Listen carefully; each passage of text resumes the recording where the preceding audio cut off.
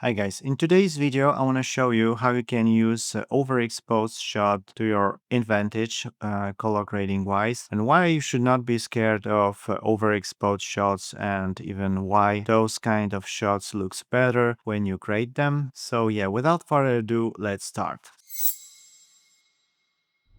So I got here two more or less the same looking shots frame wise. The first one is well overexposed when I was shooting. Almost everything was in zebras. By the way, if you want to know how to correctly expose S-Log3, you can check out this video. So yeah, as I said, when I was shooting this one, I saw zebras almost everywhere on the screen. The whole sky with the sun, some parts of the water was overexposed. And during the second one, I tried to not overexpose it. Besides the sun that was with the zebras, the rest of the image was okay. You can see it even now in the waveform that the first shot is laying in the higher register, and the second one is way below. Only the sun area is overexposed. So let me try to color grade both of them and show you the difference and pros and cons of this approach. So I'm gonna apply my node tree to both of these clips.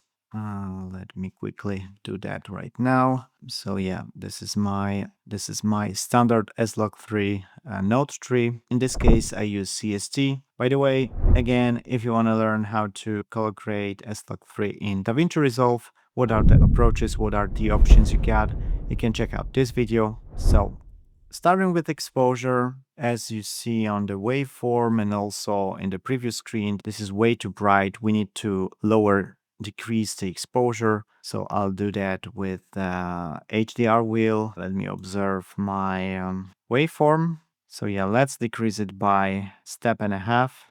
Okay. Next would be balance. My anti-filters require balancing the shot when I use it, so I will correct the balance as well. I like to use gain and linear gamma, so this is what is set in the second note. And I correct the gain. Let's make it less yellow. Okay, balance is ready. Now let's go to contrast. What I like to do is to combine linear contrast with S-curve contrast. More about contrast can be found in this video, by the way. Sorry that I always direct you to another videos, but that tutorial would be too long if we want to discuss right now each step of the grading. Let's say the contrast is something like this. We don't need even to apply S-curve contrast because we are safe in the highlights and in the shadows.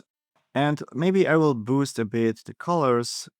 So the saturation, I'll use the HSV approach. Again, if you want to learn more about how you can saturate your image in Davinci Resolve, I strongly recommend to see this video. So just for your information, I will boost HSV. Yeah, this is before and after.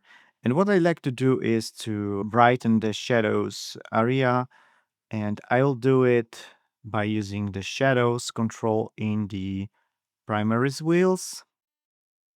Not too much, maybe 20. Yeah, so this is before, this is after. I'm also surprised that I could gain details on the sky because when I was shooting it, everything in this area was in zebras, so that's kind of cool. So our overexposed image is more or less ready color-wise, color grading-wise, and I think it looks cool. This is the effect I wanted to achieve.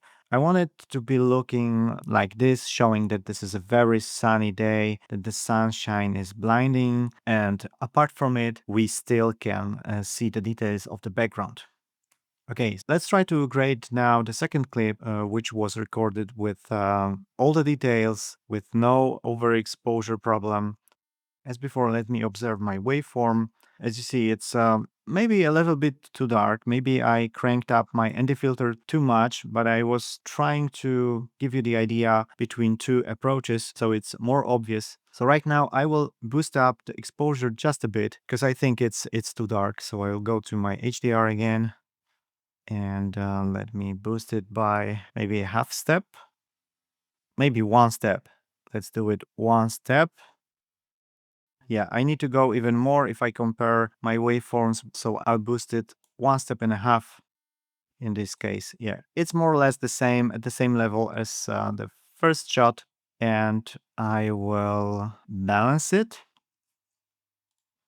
I need to do that because of my anti-filter. In your case, if you got a better anti-filter, you probably don't need to do that. Okay, let's say it's correctly balanced. Now let's add contrast. As before, I like my linear approach to the contrast. Okay. Let's compare the waveform so it's as close to each other as possible so that you get a better comparison. Okay, so I think the contrast and overall brightness of both images are the same. So what are the differences? Yeah, and last but not least, let's add also some HSV saturation. It was 130, so let's boost it also to 130, and now let's compare those two shots.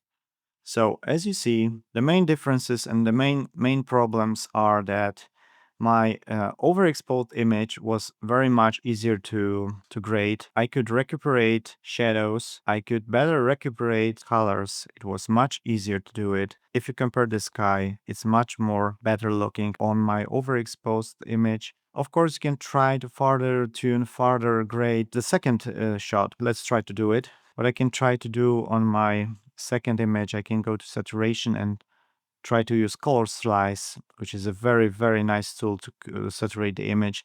And I will increase the saturation control, not too much, of course. And as you see, I've added green and I've recuperated a bit the sky, but still, if I compare them side by side, what I see is the problem with my anti-filters that gives us that added a lot of noise. I enhanced the trees and the sky, but in overall I damaged it by the noise coming from my anti-filter. Also the balancing is different. Let me go farther with that and try to correct the balance of the second shot. Let's see what we can do with it. So again, let me redo it.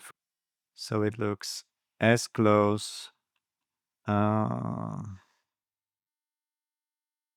Yeah, I think I can go to something like this, but still, you won't be able to overcome the noise coming from the anti-filters, and the shadow parts are better on the overexposed image, and also the sunshine is better. It's smoother, the rays are smoother. We don't need these details of the rays, unless you want to, of course. So, to sum up this test, don't worry when your image is overexposed in the parts where you don't care about the details.